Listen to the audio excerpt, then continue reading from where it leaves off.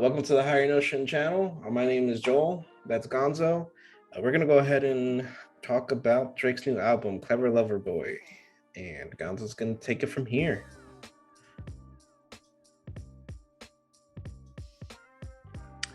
It's actually Certified Lover Boy. Certified Lover Boy. Get it right. Drake Still dumbass. fans are going to come after us. But, yeah, so...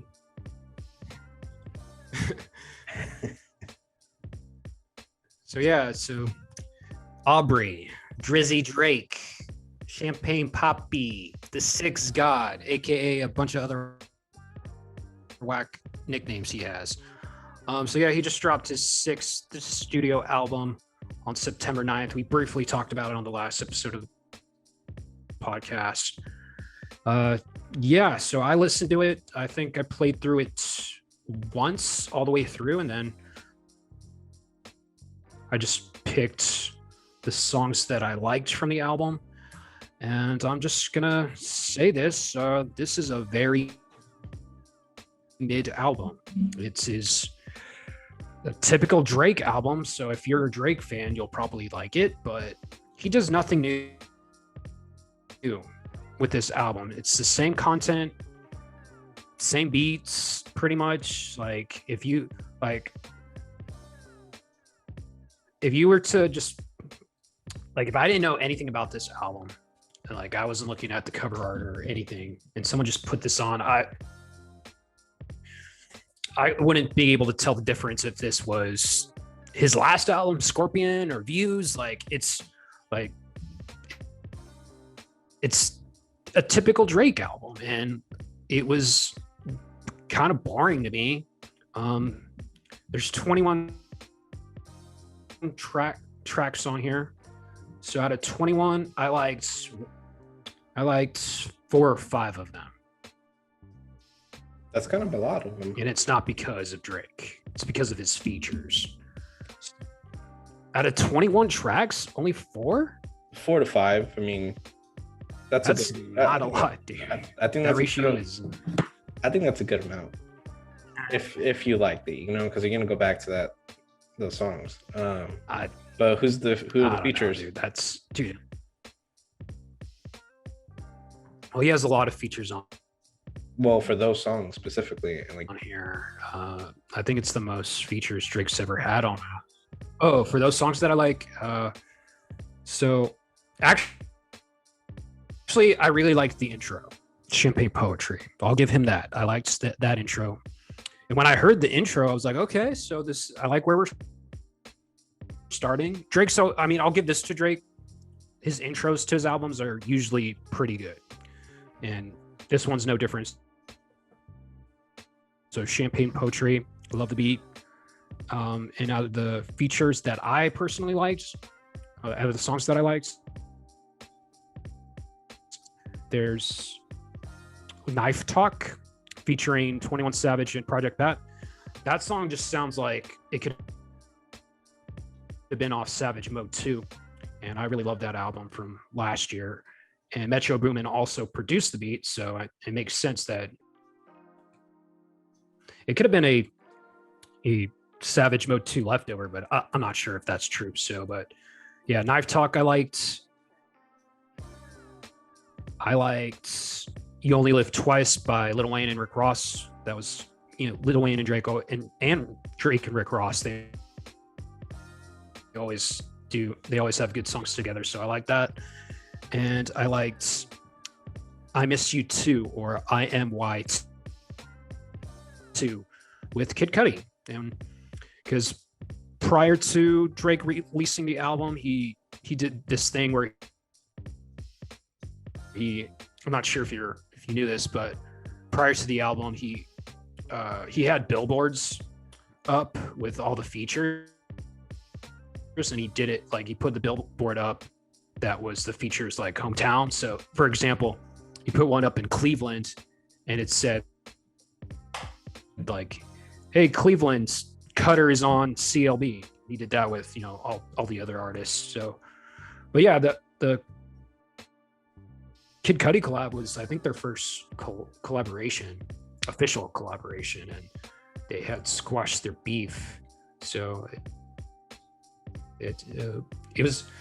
I like the song, but I don't know if they have good chemistry together, but I still liked it.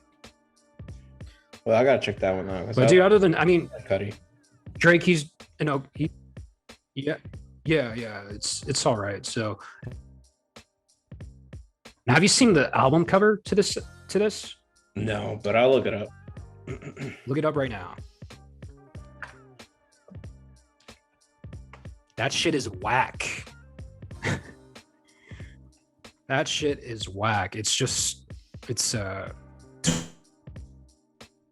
12 pregnant woman emojis. So I guess that's not going to age well. They're all different ethnicity. But just overall, it was just underwhelming, man. Yeah. That shit's whack. Yeah, it's really dumb. To me, I don't know what you think, but no, it's dumb. Yeah, it's just like referencing like an NFT or some shit.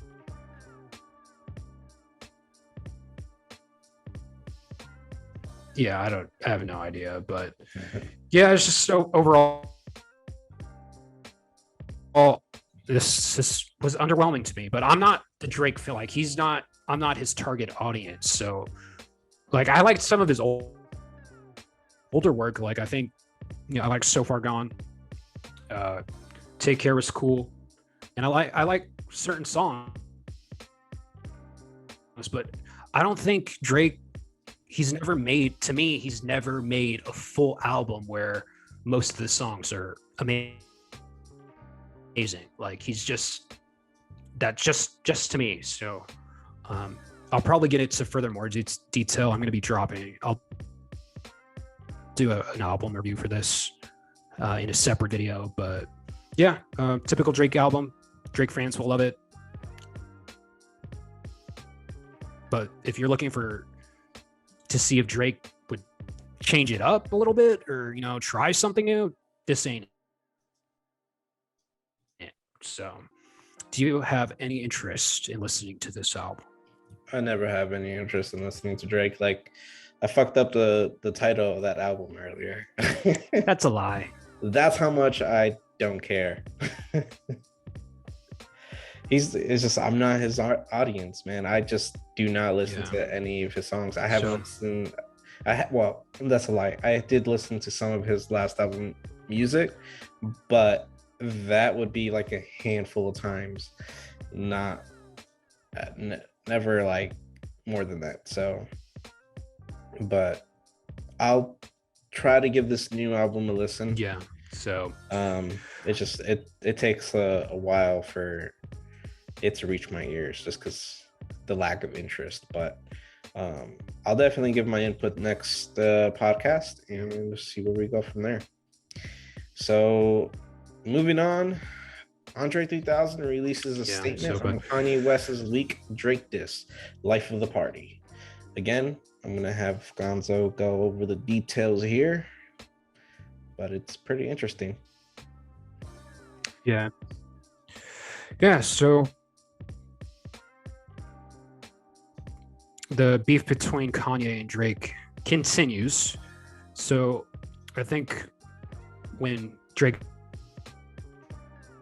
album drop, he had a Sirius XM radio broadcast, and during that broadcast he leaked an unreleased Kanye track that was supposed to be on Donda, and it apparently didn't make the cut. I haven't heard the track, but I heard both Kanye and Andre 3000 they rap really well. And in Andre's verse he goes over like his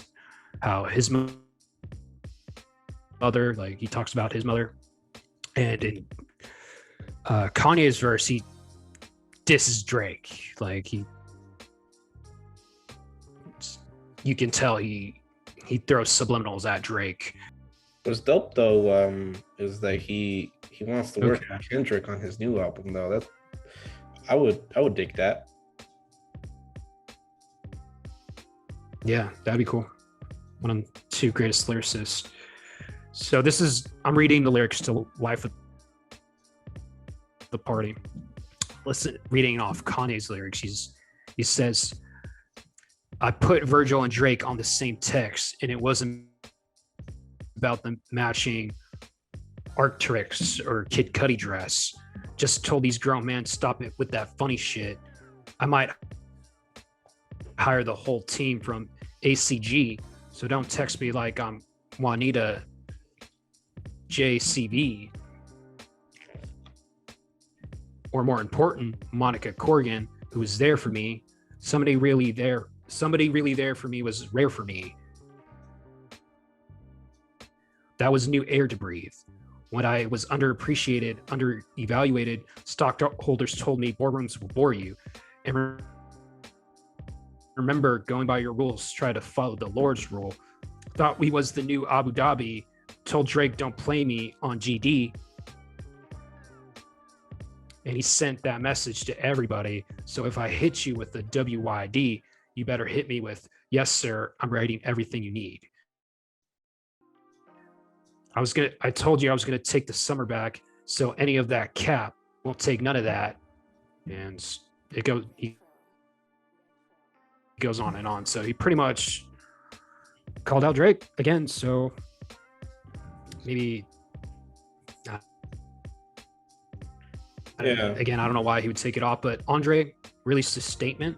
Andre 3000 released a statement, and I'll read that statement. So he said, a few weeks ago, Kanye reached out about me being a part of the Donda album. I was inspired by his idea to make a musical tribute to his mom.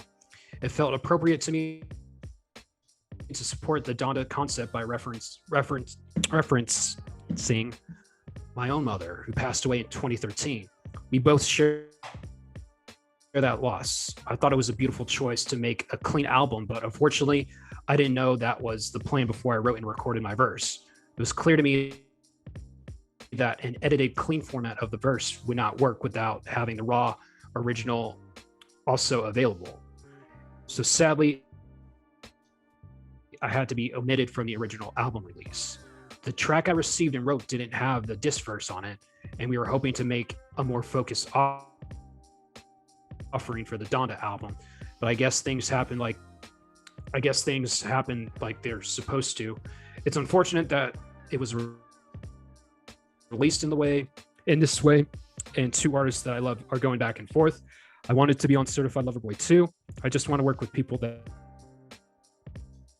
inspire me. Hopefully I can work with Kendrick on his album. I love to work with Lil Baby, Tyler, and Jay-Z. I respect them all. So yeah, like you mentioned, he wants to work with Kendrick, and I hope he does. Yeah. And but yeah, man. So what do you think about this and the whole drama? Do you think it's still for Publicity? Can't talk right now. Publicity. Or is it, yes, I can't talk right now. No. Or do you think like this is the real deal, dude? You know what? I think they might squash their beef eventually. But it could just be the publicity. I think it's kind of unnecessary. Just release your music and, do what you love. But I don't get all this hate. I fucking hate. I hope Andre works with Kendrick or Jay-Z.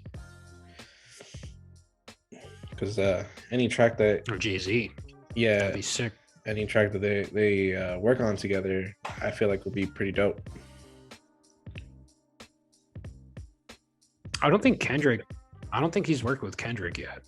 I don't think so either. And I think Kendrick's going to be dropping his album like pretty soon, like by the end of the year. I don't know if that's true, but it looks like he's gearing up for it. Yeah. If not, so I'm excited. If not the end of the year, the beginning of next year. But most likely the end of this year. Yeah, so that was that. So hopefully, I don't know, the beef continues and we'll see what 3 Stacks does. Yep. So yeah, so You want to just let's get into the movie news, right? You ready? Yeah. Top Gun Maverick, Mission Impossible 7, and Jackass Forever is being pushed back till 2022 from Paramount. So what do we got for that? So they're making another Jackass movie. Well, Paramount, who's the studios that's going to be yeah. I've never seen any of them. Have you seen them? I've seen the first one, maybe the second one, I don't know. And I know I've seen the third one. That's it. After that, I got over it. It was funny the first couple of times, but it's just like, and they do new things each time, which is interesting. So they think of new ways to do crazy shit and dangerous shit. But I don't know, man. I'm just over it. So you really haven't seen any of them? Like, not even clips? Yeah. I mean, I've probably seen clips, but I was never a Jackass fan. Even like back in the day, like when we were kids, when it was like the show was on MTV, I never got into that hype. Like, I just wasn't interested. And I was just, I put this on the docket because, yeah, it's, again, more movies due to COVID are moving again, because I think Top Gun was supposed to come out last year. And, but yeah, it's just, the world we're living in. And they think that they can make a shitload of money because, the Mission Impossible movies have been done pretty well. I don't know if people are still, I know Top Gun has a lot of there are a bunch of people that love the first Top Gun movie. Mm-hmm. I'm not sure how many people are interested in this new one, but yeah, so Top Gun moves to Memorial Day.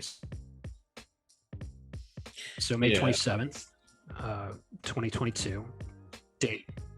And then Mission Impossible moves to September 30th, 2022. And then Jackass Forever it got pushed to February 4th, 2022. It's supposed to come out next month. And dude, they've played the Jackass Forever trailer so many times, like in front of every movie I've seen, like in the theater, like these past several months. Like, it's kind of annoying.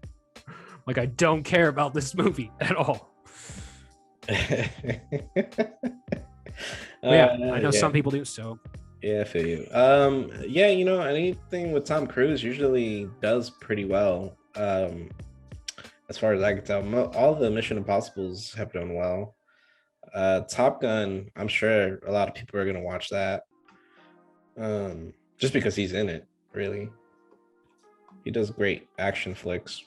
There's a lot of people that are just strictly on that action movie base. I think, what is it? Expendables. There's 3 out now, right? Or is it's either Expendables 3 or 4, the new one. They're coming out with the new one. So Expendables 4. I don't have much details about that, but that only does well because of the action. The story is shit. They just added a bunch of different actors in there that are all in the action genre. But it still sells. I got a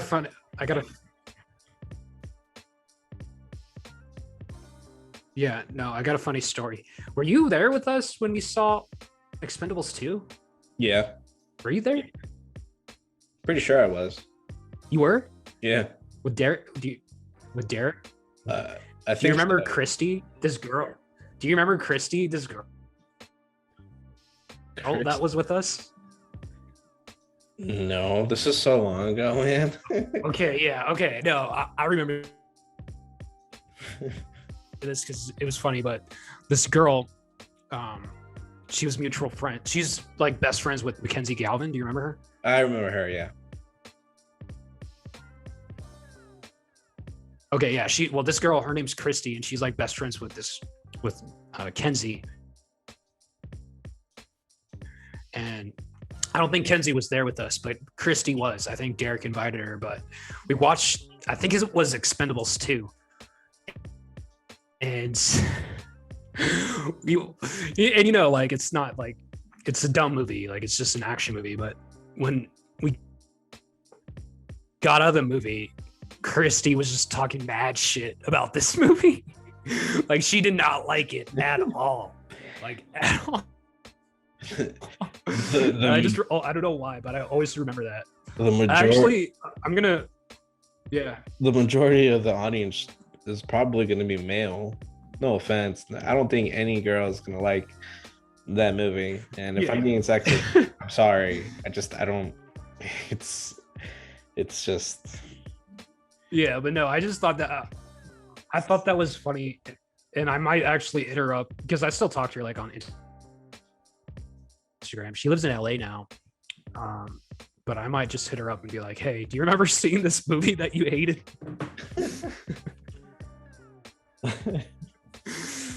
Oh my gosh, it's too funny. She's probably gonna bring out but like, man, that movie was fucking shit. Dude, she probably does not remember seeing that. Probably not.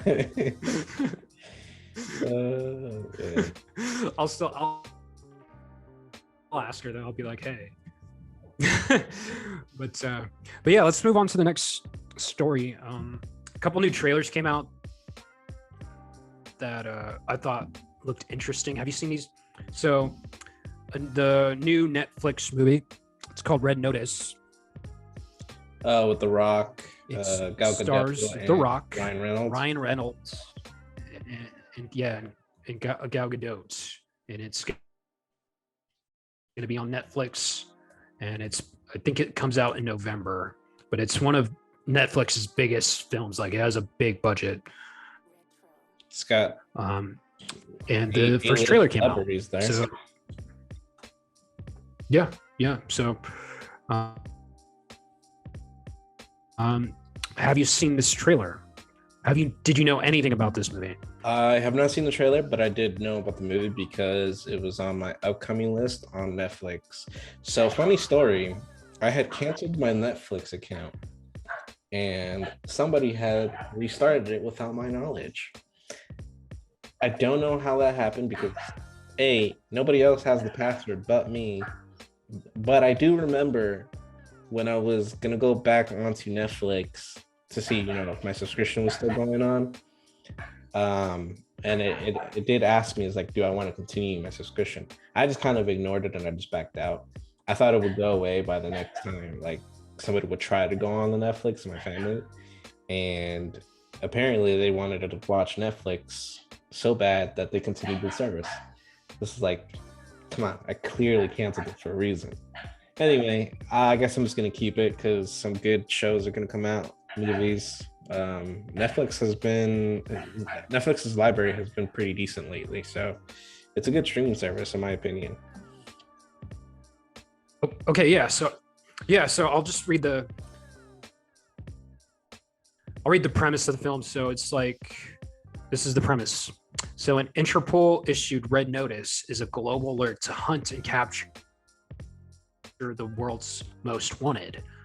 But when a daring heist brings together the FBI's top profiler, and that's going to be The Rock, and two rival criminals, Gal Gadot and Ryan Reynolds, there's no telling what will happen. So yeah, I'm just interested. Anything The Rock does, I'll watch. Like, I watched Jungle Cruise. It was pretty good. Like, I had no expectations, and it was a pretty good movie. And Ryan Reynolds is good as well. He's been, ever since Deadpool.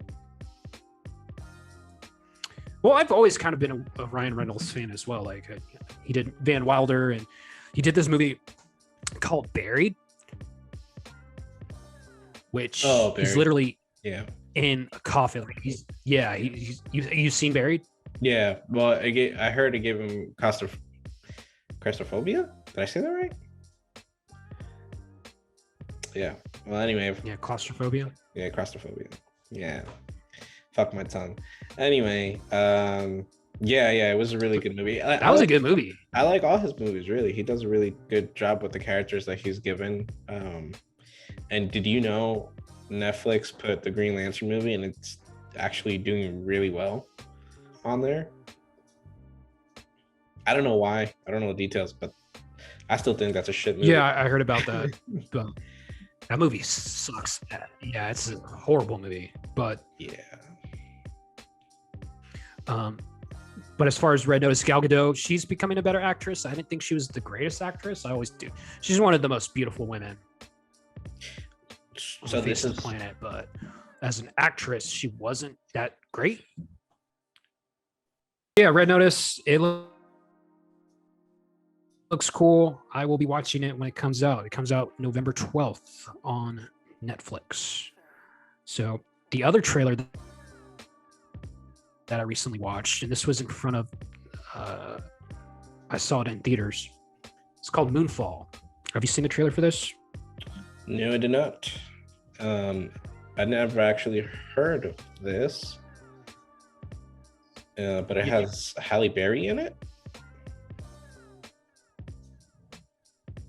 Is that right? Yeah. So Halle Berry, yes. Halle Berry, Patrick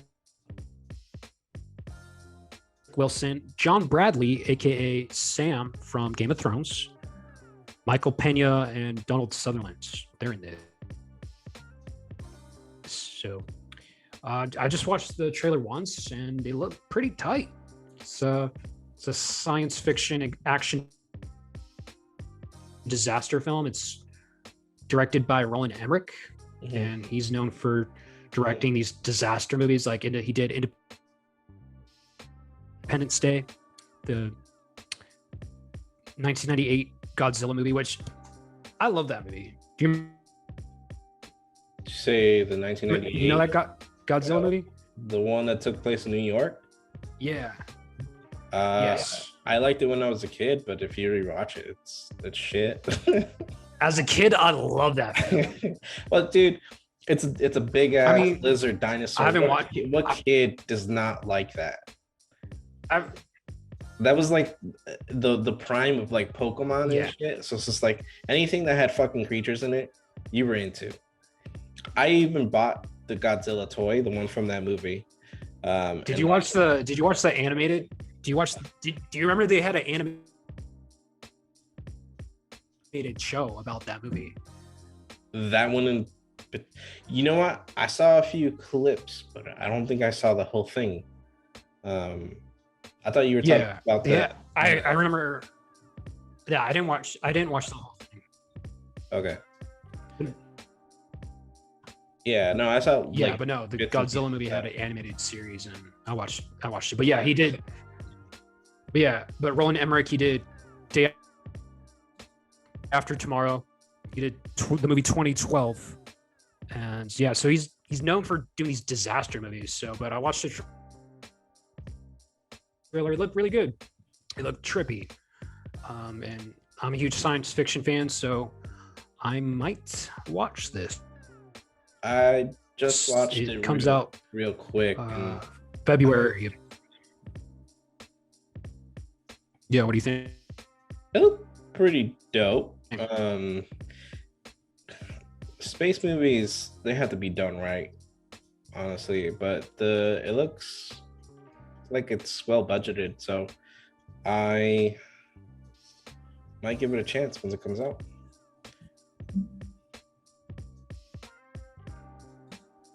Yeah, so February of 2022. So that comes out. So those are it for the recent trailers that I've watched that I thought were interesting. So let's talk about some other movie news for an upcoming DC movie, Aquaman 2. So Jason Momoa, the star. Aquaman and the Lost Kingdom. Yeah. Yeah, that's the name of the movie. Yeah, that's the title. So Jason Momoa, Khal Drogo, and Aquaman. He unveiled on his Instagram, it looks like, the suits, the Aquaman suits. So first picture, he posted the costume from the first Aquaman movie, the iconic orange and green one. And then the second image he posted, it is a bit sleeker, and it's like a metallic bluish gray. It's like a bluish with silver. When I initially saw it, I saw it as black. Oh, okay. Well, I don't know. I can't really tell. I'm yeah, whatever. It's colors guy. Anyway, but yeah, it's a new suit. Yeah, it's a new suit.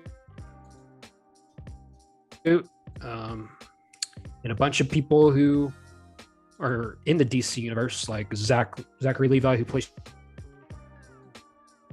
Shazam, The Rock, and Yahya Abdul-Mateen, who plays Black Manta. They all commented on the new suit, and they seem to dig it.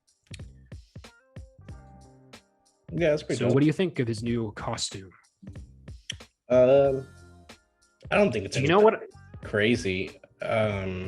Honestly, both versions, the iconic orange and green looked okay, but this new darker tone is pretty dope. It's missing the gloves that the iconic one had, but yeah, it doesn't look too bad. He looks more. Do you know which costume I hope he gets eventually? Which one?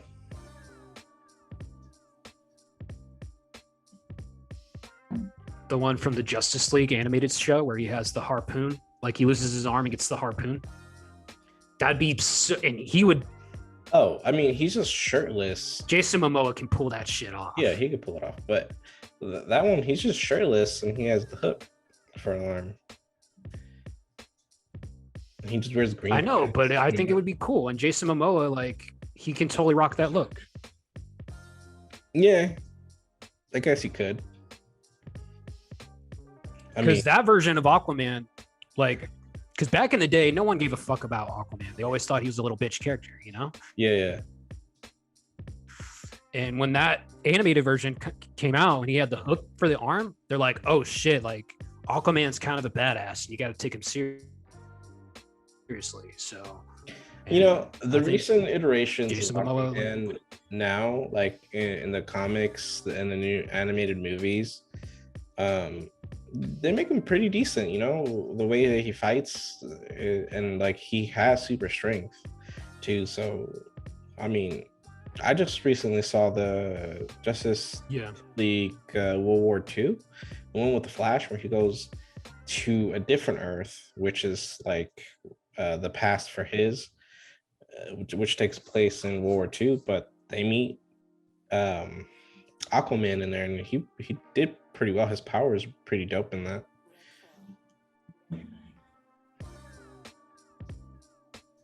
Yeah. Have you seen that movie? It's on. I think. Yeah, the new costume is Jason Momoa's. Is it Flashpoint Paradox? No, not that one. It's where Aquaman and Wonder Woman are fighting. No, I mean they do fight in this one too, but it's completely different art style and a different story altogether. I think it's called Justice League World War II. It literally has World War II in the title. I might add. I'll send it to you. I don't know. But yeah. Anything else about Aquaman? Aquaman, the next one comes out. Yeah, it comes out just December 16th, 2022. And the first one made $1 billion, so we'll see and I think it's still the high out of the new DC extended universe movies, starting with Man of Steel. It's still the highest grossing movie, which is crazy. Like it grossed more than Batman versus Superman. That's crazy. Fucking Aquaman. But yeah. Well, because the story was well planned out, the action seems good, the production was comes out next good. year. So. Although, what's up with Amber? Did she get fired, or is she still in this movie? She's still in the movie. Shit. She's still in the movie. Well, let's see how that's gonna pan out.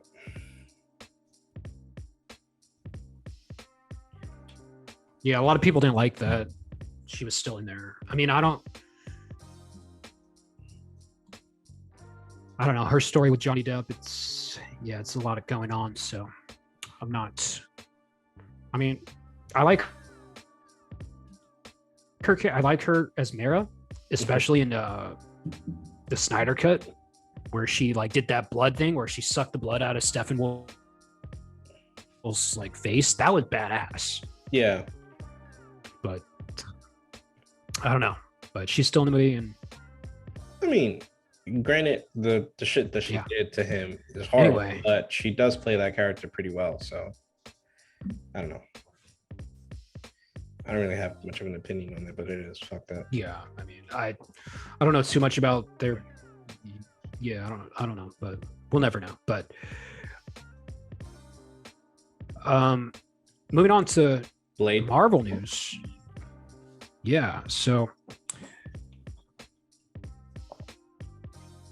the MCU, Marvel Studios, they're going to be rebooting the Blade franchise. Most famously, the original was played by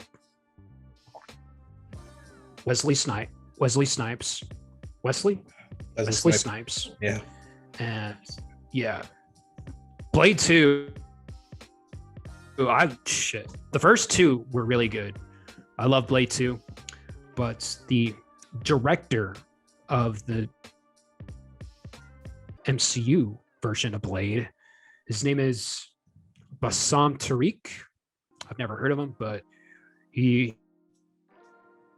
going to be directing the new Blade movie, and this new Blade is going to be starring Mahershala Ali, two-time Academy Award winner, which I think he's perfect as the new Blade. That's a great casting.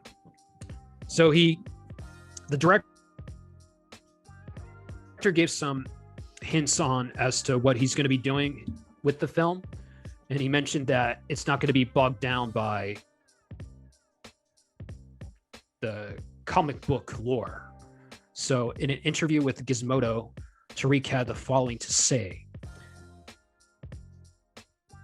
What's so great is that it's not as boxed in as I think people imagine it to be, which I thought it was. But it's quite exciting. I think the reality is there is no Blade canon. In some comics, his name is Fred H. Blade, instead of Eric Brooks.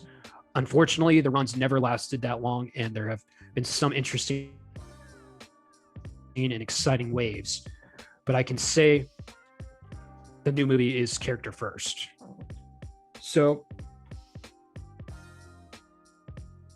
I mean, I never read any of the Blade comics. I was introduced to Blade through those Wesley Snipes movies. So, I mean, in Marvel, they never really go like beat by beat on what the comics did when they translate like certain storylines. They didn't do the same exact Civil War. They didn't do the same exact Infinity War. So they've always cherry picked like certain story elements and like did their own thing. So it's going to be the same with Blade. And I'm looking forward to Blade. It's got a good actor. I'm not sure, like I haven't seen any of the director's previous work, but I'm excited for this new incarnation of Blade, and I'm not sure when it's going to come out. They have a writer, Stacey Osei Kofer. I apologize if I mispronounced her name, but she wrote on the Watchmen series. Yeah, and she's going to be writing the screenplay. So that's pretty good news, because that Watchmen HBO series is phenomenal. So Wait, it's on HBO. yeah, what do you think about this story? Yeah, it's on HBO. I have HBO, but I haven't seen that Watchmen. I see the Watchmen. It's DC. I haven't seen the series though. It's on there. Series is great. Yeah, it's on HBO Max. Oh, I have HBO now. Is that the same shit? Yeah. Okay, I'll look for that later. I'm definitely interested in watching that Watchmen series. For the Blade though, I feel like if she's the writer, then this is gonna come out pretty well. I don't know about the director though, so I don't know any of his works. And this Blade movie, it's gonna be in the Marvel universe, right? The one that with Iron Man and all that. Yeah. It is okay. Yeah. Yeah, man. I feel like it'll do just fine. I don't think it's gonna bomb. I don't think a Marvel movie has bombed yet, really. Besides, like, yeah, no, I don't think so. I think they've all done relatively well. As far as yeah, money goes. Although I just saw this, but did you see the live action Rick and Morty clip?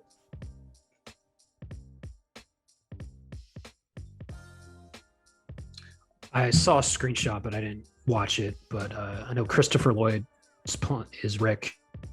Yeah, I guess it plays like a tribute to the Pickle Rick. Definitely gonna look that up. It looks interesting, even though I don't really watch too much Rick and Morty. Gives me something to do though.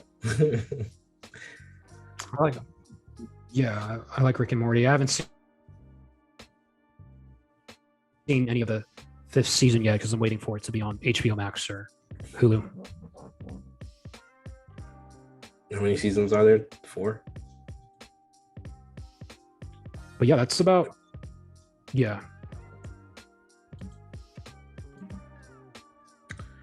And I'm still on season 1. I gotta play catch up. Let's talk about what ifs. Let's talk about what ifs. Marvel what ifs. On the Marvel topic. Yeah. What ifs. Episode 4 just came out, and that's with the Doctor Strange storyline. If you have not watched it, then be prepared for some spoilers because I am going to talk about it. So you know how in the original iteration, Doctor Strange loses the use of his hands essentially for like surgery and stuff like that.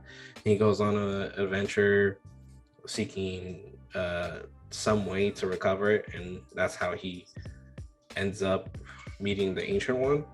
Well, in this what if, instead of his hands, he loses his heart, essentially his love interest with Dr. Christine Palmer, because spoiler alert, she dies. But the crazy thing is that everything that he does after he meets the Ancient One, even though it's for a different reason, plays out just like the movies, where he stops Dormammu the same way, especially with the bargains and stuff. So I thought that was interesting that like they didn't change that at all. But he has because he has the power to go back in time to change something, and that is her death essentially. But no matter how many times he went back, she kept on dying. It's just like this shit's fucking crazy. Like what I thought was happening, like, yeah, I know the universe was like, hey, she has to die or else you wouldn't go ahead and be who you are. But it's just like I felt like somebody was trying to kill her the whole time, because everything that he did to try to prevent it, he couldn't. Like the dude that kept on like bumping him in the back with the car, when they went to a restaurant to eat, some dude just came up and just capped her for no fucking reason. It's just like it's weird. What did you think about this episode? I thought it was cool. I thought it was better than the third episode, and it just showed because eventually he goes to the secret temple. I thought the animation, especially in this episode, was beautiful, by the way. It was done pretty well. But yeah, he goes to this temple to learn. Yeah, he goes to this temple to learn, I guess, another spell. Another spell that will enable him from, to prevent Christine from dying. And I guess he absorbs like the souls of a lot of mythical creatures through the spell.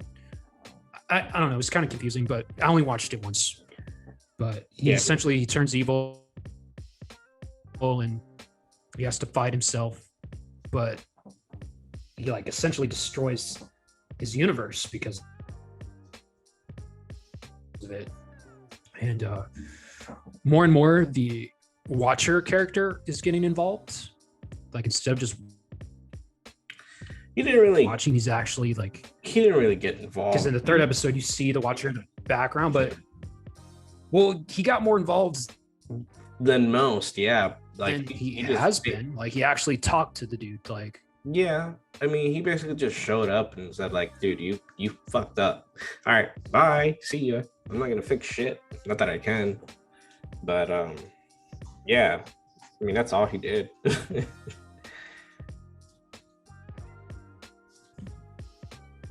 Yeah, I just thought it was interesting that he's getting more involved, and he might, as the series progresses, he might become more involved. I don't know, but yeah, this was another good episode. Nothing too crazy, but yeah, I enjoyed it. And I think the next episode is going to be the Marvel Zombies one, so that should be really interesting. I went in for the Spider-Man one because I know he makes an appearance somewhere. Yeah, so I mean, we're going to be halfway through. So overall, it's just been okay. Nothing too mind-blowing, just okay. Yep. And Shang-Chi just came out September 3rd. I have not watched it yet, but Shang-Chi over here, he watched it twice. Can you believe that? He's going to give us his input I did watch in the movie. Yeah. So the latest movie in the MCU, it's the 25th film of the MCU, which is crazy. It's been going on for 13 years already and 25 films in, and it's going to keep going. But anyway, this is the latest one. It's called Shang-Chi and the Legend of the Ten Rings, and essentially introduces a new character into the universe, Shang-Chi, which I've heard of him before, but I really had no prior knowledge to like the comics for him. But so this film introduces that, and it also gives more backstory into the Mandarin. And he has a different name in the film, but it's pretty much a redo because people were pissed that the way the Mandarin was depicted in Iron Man 3. So this is kind of a do-over for the MCU. But overall, it's a really good movie. I feel it's better than with the Black Widow for sure. And I like the new characters. The villain was very captivating. He's one of the better villains of the MCU. Who is the villain? Um, the film kind of the Mandarin. Oh, okay. Yeah, but he goes under it. They created a new name for him. Okay. I don't think it's the names in the comics, but for the movie they changed his name because I guess the Mandarin like it's kind of has a negative stereotype towards Asian people, so they changed it. But yeah, overall it's a good movie. Definitely, I would recommend it if you feel safe. I'll be doing a separate review for it as well, so be on the lookout for that. I'll probably drop it this week on the channel.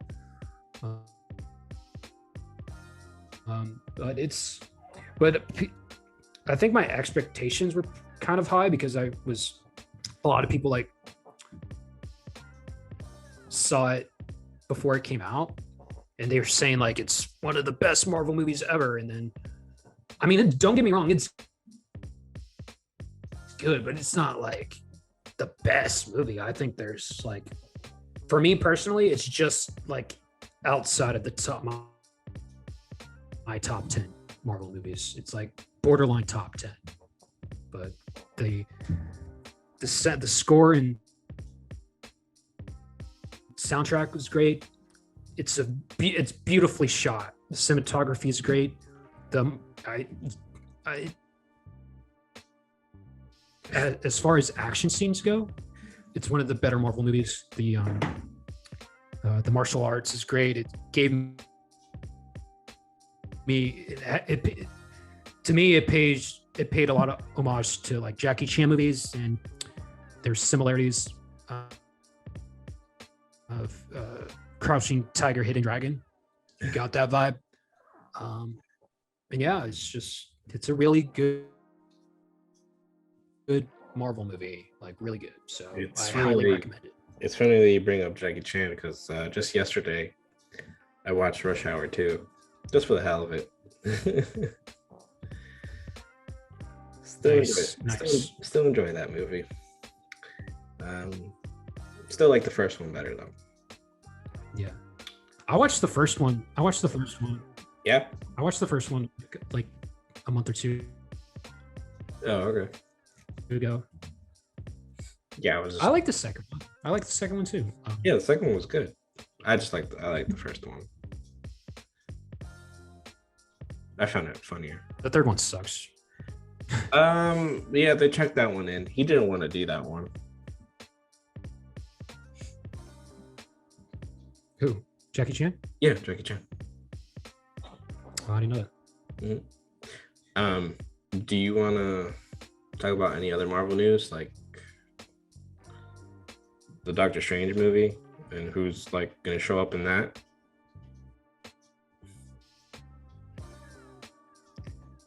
Yeah, not really, because it's so far away. It's like March 25th, 22nd. I mean, yeah, we can talk about it. I just wanted to bring up like one thing. It's my birthday. Yeah, it is his birthday. So we're gonna celebrate Chris's birthday on that day. Anyway, I remember we were discussing it before that's about what we're gonna be doing. Watching that movie if it doesn't get pushed. Yeah, I remember we were discussing this movie on one of our earlier podcasts, and I mentioned Mordo if he was going to show up in the second one, and he is cast for it, so that's going to be interesting.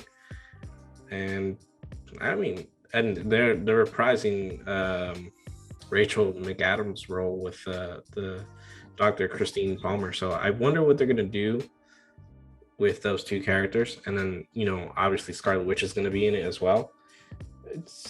I'm just curious because this is a whole multiverse thing. Is it going to be the Scarlet Witch that we know, or is it going to be a different one? I don't know. But I mean, that's all I have for that. Honestly, I think it's going to be the Scarlet Witch we know. I was just curious. You think Spider-Man's going to show up? No, I don't think so. You know what it is? I bet you in Spider-Man No Way Home, the post-credit scene is gonna be this Doctor Strange movie.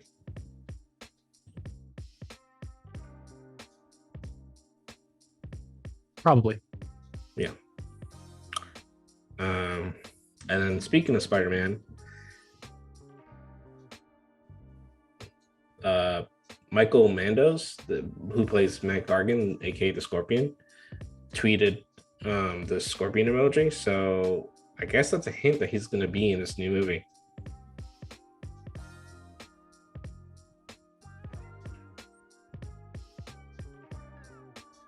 Could be. I'm telling you, Sinister Six is gonna. I think it's gonna be in the movie. So, and he at the end of Homecoming, they kind of teased it when he talked to, I think in an end credit scene, he talked to Michael Keaton's character. Yeah, they've been trying to bring this Sinister Six for a long time. Yeah. See what they do with that. I just don't want them to like overstuff the movie with too many villains, you know, because you know they're not gonna have. I mean, if they can do it, it's just on execution, you know, like because that's already like a shitload of characters that are in this movie. So I mean, Marvel's done it before; they can do it again, but you know, just. Well, again, it's the longer runtime. Hopefully, it's executed well. It's going to be a longer movie. It's what's predicted anyway. And then Captain America, Scarlet Witch, those were 6 episodes, right? Loki too, right? There was 6 episodes. Falcon was 9 episodes. It was 9?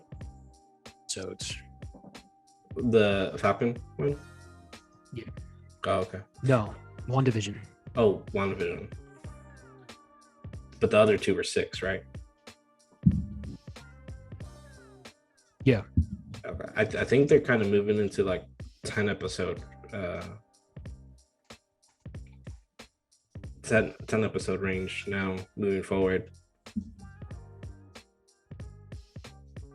Or at least I think that's what they're going to try to do. I don't know. We keep. Yeah, we'll see.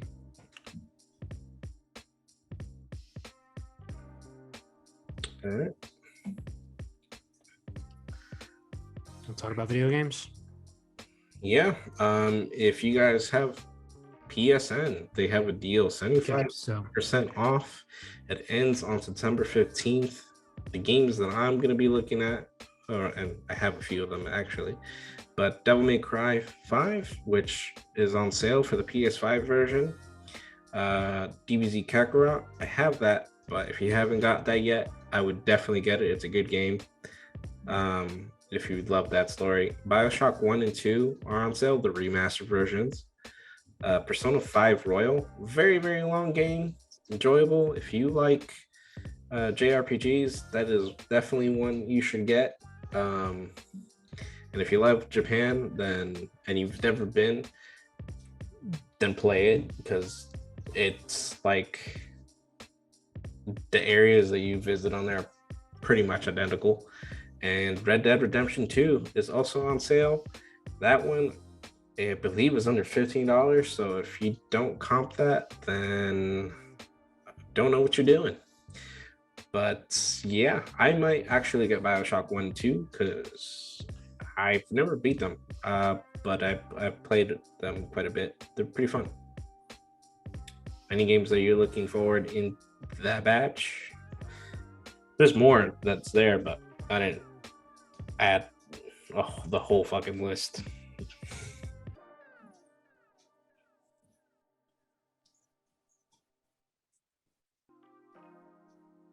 Yeah, I don't have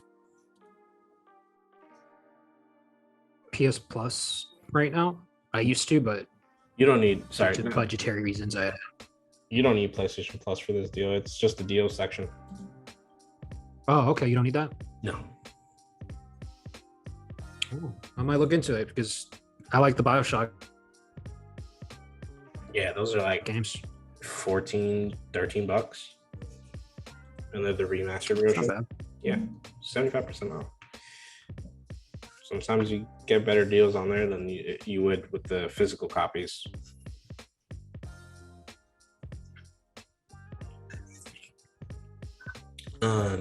You mentioned Dope. Aliens Fire Team Elite to me, and I did check it out. It looks pretty dope. Yeah, I want to play that game. Yeah, so we might play that game for our streams and stuff like that. So look forward to it. It's like $40, not too bad. I might see if it's on the PC because I'd rather play on there than the PlayStation. But I don't know. We'll see what platform we get it on. And then Deathloop. Are you planning on getting Deathloop?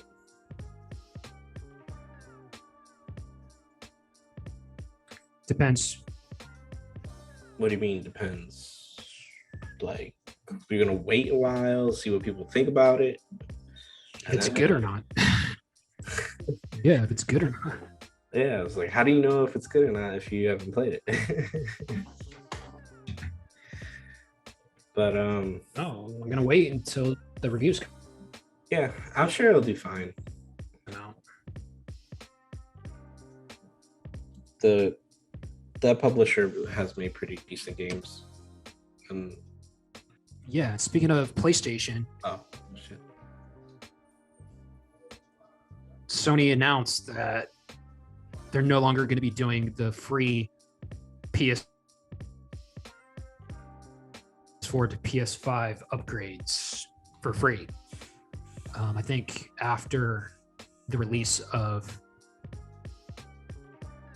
Horizon Forbidden West, in order to upgrade from the PS4 to the PS5 version of the game, it's going to cost $10, and they're going to be doing that for their first party titles. And let me read. So Hold up. So they actually were going to. I just wanted to say something. $10 isn't too bad, but for Ghost of Tsushima, I think they make you pay for the upgrade. Do they not? I think they make you pay $30. I have no idea. I haven't played that game. I think you have to pay. No, I think. But I don't know. I don't think so. For the director's cut, yeah. Oh, because honestly, it's a bitch to find the fucking upgrade on that. But I'll look into it.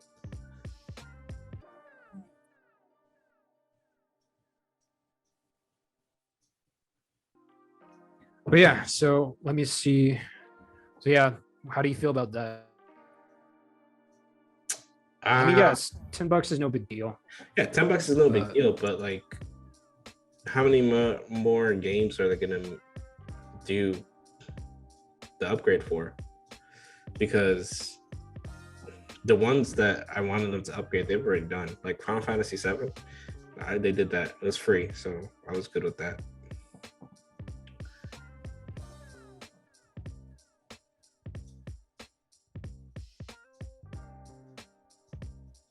And as far as third-party games go, it remains to be seen if they're going to do that as well. But definitely for first-party games, after the new Horizon game, you're going to have to pay $10 to upgrade. So it's just they're trying to push people to get a PS5. Seems like makes sense.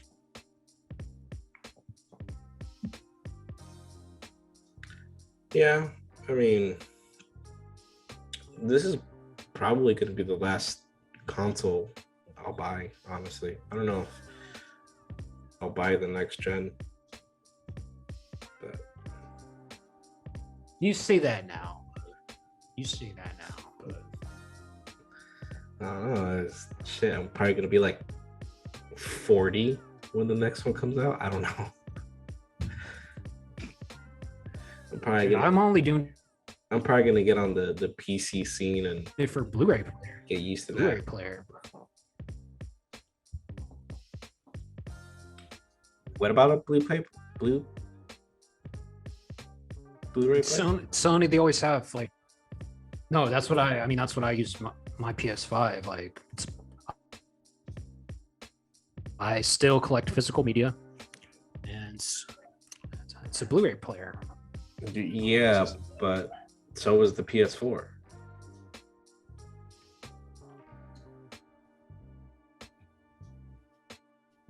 Yeah, I don't get your logic.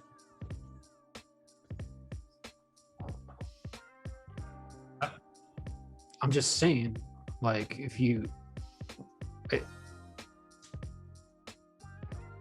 it doesn't matter. Sorry, I don't have a PS4 now. This is true, but I mean, you could also just buy a Blu-ray player, which is cheaper than Because I traded mine in. both the PS4 and PS5. Anyway, just moving on. So on to anime news. Not really news, actually. Just what we watched this week or what we read.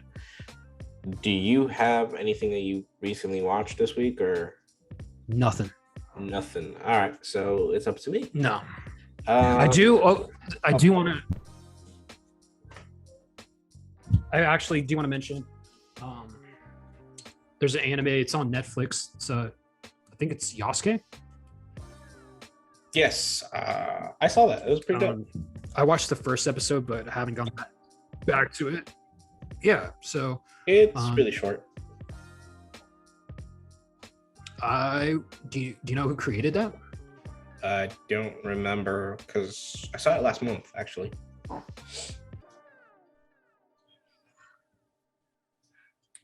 So this dude, he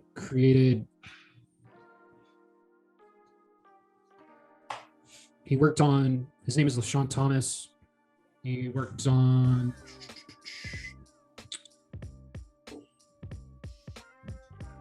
Black Dynamite, The Legend of Korra, and I think Flying Lotus. He did the music, which was cool. But yeah, so I want to get back into that. I want to get back into watching that. Yeah, it was a good anime for what it was. A lot Keith of Stanfield voices in the dub version. He voices the main character. I did only see it in dub. But yeah, there was a lot of lost potential in that. It was kind of short. And if they just made a little bit more episodes, a little bit more storytelling on characters' backgrounds and all of that, it would have been 100 times better. But the animation's great in that. The plot is pretty simple, but it's good enough for a good watch. And I think it's only 6 episodes, so. And they're most likely not going to make a second season. That's as far as I could tell. I wouldn't know what they would make for the second season anyway. Yeah, I'm not sure. Yeah. But anime that I watched is an anime called Battle Game in 5 Seconds. It's like a tournament fighting style type of anime. Main character's name is Akira. He's a high school kid. In the beginning, spoilers if you haven't seen any episodes, but I'm just gonna pretty much touch base on the first episode. Basically, this organization comes for him who they, as far as I know, they picked them out at random. They incapacitated him. Basically, it almost looked like they killed him. And they threw him into this building or place or whatever, and they performed some type of surgery on him to give him powers and heal him from the damage that he got from one of the main antagonists called Mion. And everybody has weird different powers. Like his power is whatever the other person thinks, and basically he tries to find ways to convince people of what his power is. I think mostly right now he uses like a hand cannon power, which is pretty dope. And the heroine, the main female lead, her name is Yuri. Her power is to like increase her strength by 5 times, which is pretty dope. So it creates some pretty good action sequences with her as well. I think they're at like 9 episodes, and there's still a lot of content that they have yet to touch base on. The manga is in like 150 chapters, so there's still a lot going on there. What I'm reading right now that has most of my interest is Solo Leveling, and that the basic premise of that is it kind of takes place in our world, but like these gates start appearing around the world that have like monsters and like a different kind of dimension when you go in them. But if the portal gate or whatever breaks, they come into our world and start killing people essentially. So what the nations created were these hunters around the world that go and essentially clear out these gates or dungeons essentially, which is pretty dope. And our main character, his name is, if I butcher this, is Sung Jin Wo, and the story mostly takes part in Korea, but he essentially starts off really weak, and then this all happens within like the first chapter or first 2 or 3 chapters. He goes into this dungeon that has a double dungeon within it, and he goes through like a series of tests, and he is essentially like provided with like the special power that kind of makes it look like a game system, like in an RPG, where it has like stats and levels and stuff that he can upgrade as he trains and stuff, which is pretty dope. But later on the current chapters that we're on, which is I think it's like 150, that kind of becomes irrelevant, but that just happened. But it's pretty dope. Art's great, story's good, and yeah, I just like it. You should read it, dude.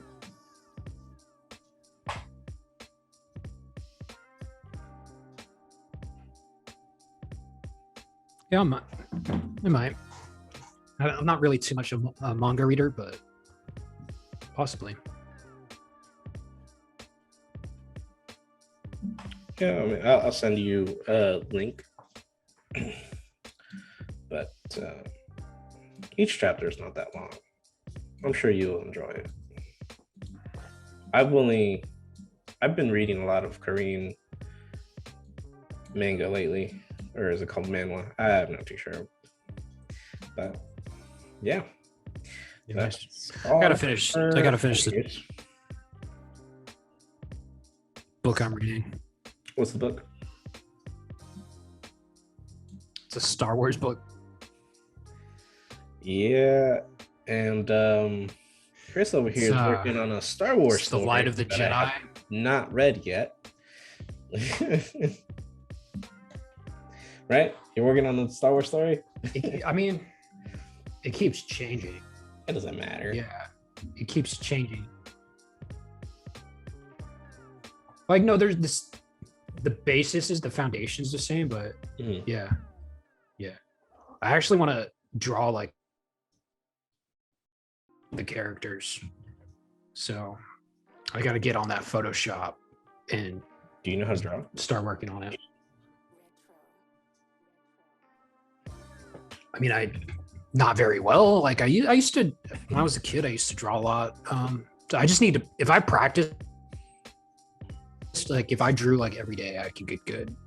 So yeah, it's just, you know, if anybody puts any effort in any type of skill, they should be able to learn. It just takes a certain amount of time for everybody. But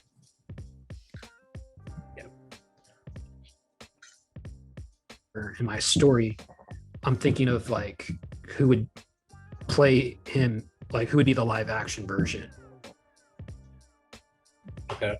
So I was thinking of just and once I figure out like exactly who, I was thinking about photoshopping like a picture of the actor and just like add like the armor and then, you know, change the look, you know.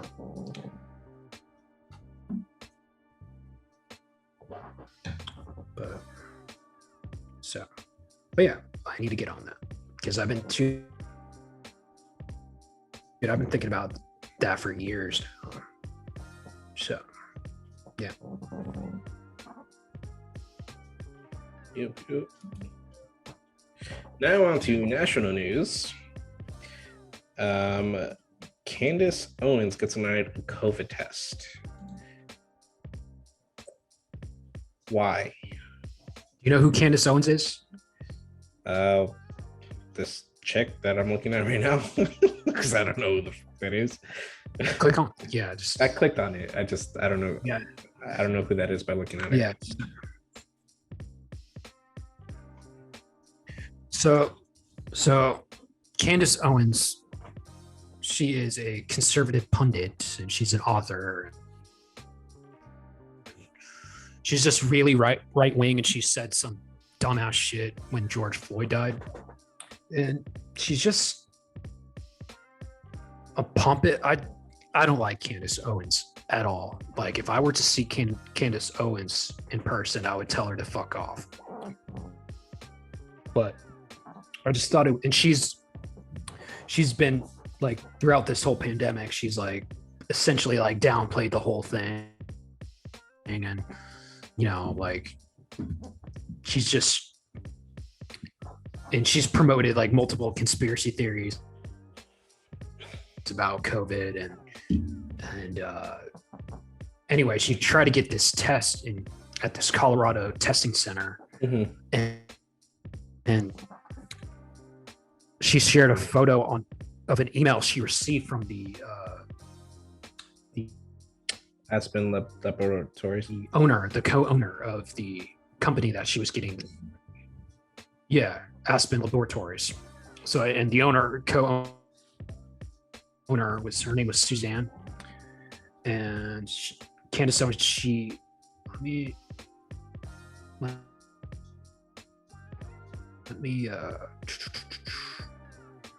I'm gonna read the email. Yeah.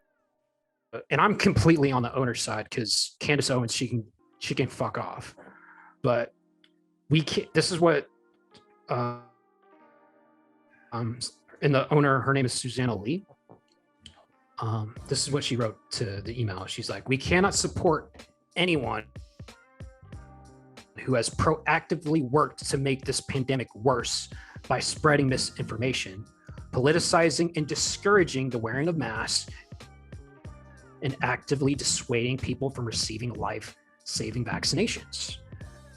My team and myself have worked overtime to exhaustion, unpaid and underpaid this past year, spending our own capital to ensure that our community remains protected. It would be unfair to them and to the sacrifices we have all made this year to serve you. And she also, and she essentially told her to go to like some public testing center, which, you know, she essentially told her to fuck off. And I totally agree with her, because like, if you're gonna downplay the severity of the disease, if you're gonna spread misinformation, if you're gonna come up with all these conspiracy theories about COVID, then why are you so worried about getting tested? Like, it's not a big deal, right? So why? And as a business owner, Susanna had every right to deny her service. So she did. Fuck off, Candace Owens. People are gonna be like, well, if you want to prevent other people from getting COVID, you should have just tested her.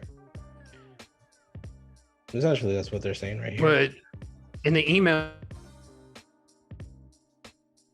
she told her where she can go to get tested. Yeah, so she gave her the public. As a business owner, she said she used her right to deny her service and gave her the next option, which Candace owned she could have done that. Yeah. So like, I can, Susanna, you were in the right. So fuck off, Candace Owens. Like, yeah. Like, I get why like people would be upset. Like, and this is what Owens, and look at who she's talking. She's talking to this fucking loser Tucker Carlson, the dude from Fox, and she was just bitching about she was denied like for political reasons, and she referred to Susanna Lee, the owner, as a sadist who liked to, and she was, and Owens was like, this isn't about health anymore. This is about politics. If this is a public health crisis, she would say, you know that. I hate Candace Owens, but of course she's in my town, blah, blah, blah, blah. So in a response on Twitter, Owens accused Lee of Googling names of people who book tests and determining on a case-by-case basis. And then blah, blah, blah. She also claimed on Twitter that she can be denied a test because Aspen Laboratories receive both state and federal funding, which the co-owners of the business disputed. And it's currently being escalated by the U.S. Department of Health and Services. And in an interview with Aspen Daily News, Lee said she wrote her email to support her staff, and adding that she never considered Owens would publicize the email. And a spokesperson of Aspen Laboratories didn't respond to the Insider, which I'm reading this article. And Susanna Lee said, in all honesty, I barely know who she is. She's a marginal public figure. And she didn't Google her. She's a public figure. That's how she was recognized. And yeah, so all in all, I see she was not in the wrong. As a private business owner, she has the right to provide services to anybody. And if they don't want to provide it, like, dude, if it's just like if you go into a restaurant and outside of the restaurant, they say if you don't wear like a shirt or pants or shoes, you won't get serviced. And or sometimes when you go into like any business, sometimes they have signs where they'll say like, we have the right to not serve you, and if you're doing something against our policy, so same situation here. So yeah, in other news, it's been very controversial that that text just passed, and since clearly we're both males, and when it comes to women's bodies, I mean, honestly, I have no right to tell what women can do. Like, we have no right to tell women what they can and cannot do with their body. This law is banning most abortions after about 6 weeks of pregnancy, and that went into effect this past Wednesday, on the 1st, September 1st. And so it's become like the most restrictive abortion law in the nation. So it was actually passed in May, and it went into effect this past Wednesday. It says that any pregnancy in which a heartbeat is detected cannot be aborted. That effectively means if you're 6 weeks pregnant, or if the woman's 6 weeks pregnant, she cannot have an abortion in the state of Texas, because that is around when most fetal cardiac activity can be detected. Doctors opposed to this legislation say that this is misleading language, and that the fluttering detected isn't always necessarily a heartbeat so early in a pregnancy. The law makes no exceptions for rape, sexual abuse, or incest. So it also incentivizes the public to police abortions. So it allows people, anyone living in the state of Texas, to sue an abortion provider or anyone else they suspect is aiding and abetting abortion after that 6-week mark. And the law sets a $10,000 reward for any successful lawsuit to stop an abortion. So,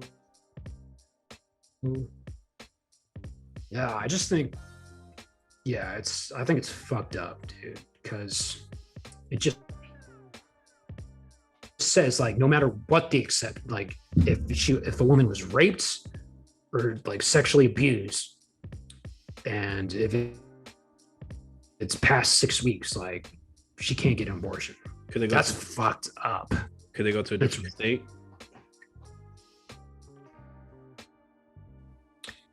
I mean, yeah, essentially, but that's still, like, if you live in Texas, like, yeah, it's a hassle, but I'm just seeing if that's fucked up. And a lot of, yeah, and I think I got an email that, like, it's so controversial that Uber and Lyft said they would pay any legal fees for drivers that are sued under the like. So if a driver takes a woman to get an abortion in Texas, like, Uber and Lyft said that they would pay the legal fees so that for the drivers. So this has been getting a lot of backlash. I don't know. Again, as a man, I really can't. I just feel like, me personally, like, I have no say. Like, yeah. And did you see that video of I think it was DoorDash or some food delivering service, but this dude was on a bike, like, delivering food to somebody, and he was going through, like, the flooded area, and people were giving the dude who ordered the food so much shit.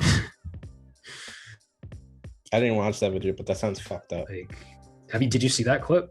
No, I didn't, but that's fucked up. Yeah. I didn't even want to watch that. It pissed me off. Delivery bike, New York. Yeah, it was like, this dude went beyond. I'm gonna pull it up because I saw it and I was like, dude, who's gonna order? This dude went above and beyond to deliver your shit during a fucking storm. You better appreciate that. Yeah. It looks like he earns $5 for the job. Fucking people. Yeah, man. People have no consideration. No. Oh, I think he was working for DoorDash. Maybe, I don't know, but yes. Whoever ordered that food, you're a douche. But yeah, and then I just saw a video of, like, the subways getting flooded, and I was just like, yo. Oh. Michael K. Williams. He just, as of this recording, we're recording on Labor Day in the US. He was famous for playing Omar in the TV show The Wire. And he just died today. His body, I think his nephew found him in his apartment in New York, dead, and he was only 54, pretty young. Not sure what the causes were, but yeah, he's been on a lot of good stuff. He was in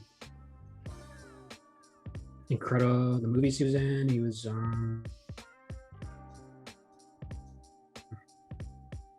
he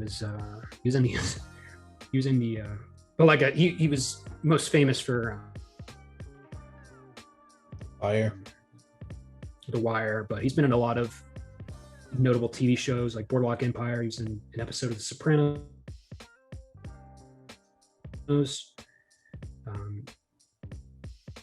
And he was in Lovecraft Country recently.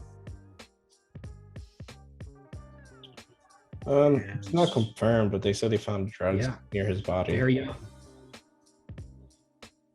Yeah. So it could be an overdose. I'm not sure if he had any prior addictions, but prayers to his family. Yeah, he said he had some. Interesting fact. Yeah. Interesting fact. He was supposed to be in the Han Solo movie. He was supposed to be the main villain.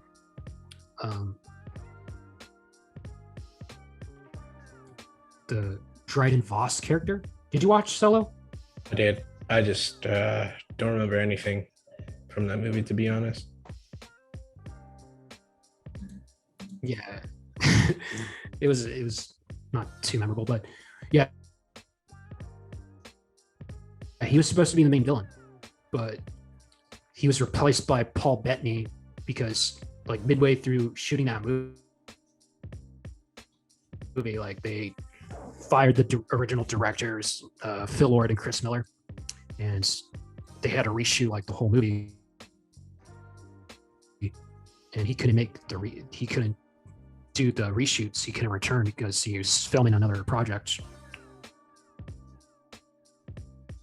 And Paul Bettany was recast. But yeah, he was supposed to be in Solo, and he was actually going to be playing an alien character. So it's an interesting fact for him. And yeah, man, that's gone way too soon. He's a good actor. I actually haven't seen The Wire. I don't know what he's been in, but I'll give it a watch and check him out. Yeah, it's on The Wire's on HBO. It's really good. That's about it. Well, that's all I got. Anything else you want to talk about? That's all I got too. Thanks for watching Hyyer Notion. Click subscribe, like, and the bell icon to see more content in the future. And thank you. Go look at our previous podcasts, some gaming, and the new video that Gonzo put out about a week ago or 2 weeks from when this is going to be released, the Candyman. So yeah. Yeah, I'll be dropping a video on. I'll be doing a Shang-Chi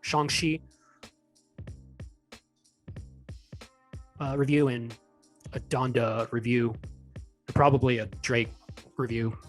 So be on the lookout for those. All right, sounds good. Much love. Later. Did you hear that?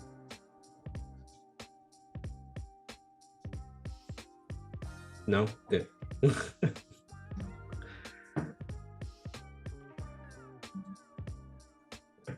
What was it? Oh, dude, I just had a really, really long ass fart. I tried to hold it in. It was starting to hurt my stomach. You're gonna keep that. You're gonna keep that, and you're gonna keep that. I'm disgusting. At least you guys can't smell it. But yeah, it smells pretty bad actually. It's gross. So